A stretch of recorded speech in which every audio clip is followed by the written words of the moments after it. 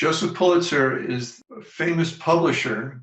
He essentially reinvented journalism and created modern journalism. He was an immigrant from Hungary. He was a very educated man, very bright, extremely energetic and ambitious. He was recruited along with other Europeans to come to the United States and fight in the Civil War.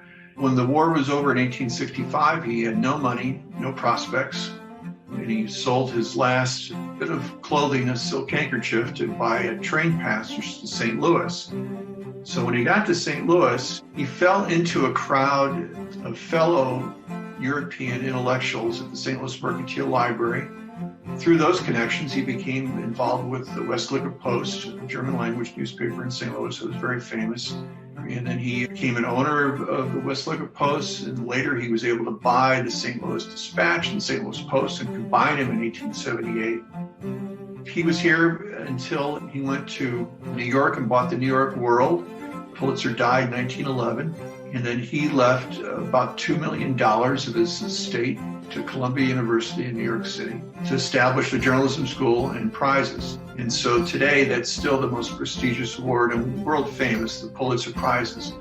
And it really started by an ambitious young Hungarian here in St. Louis.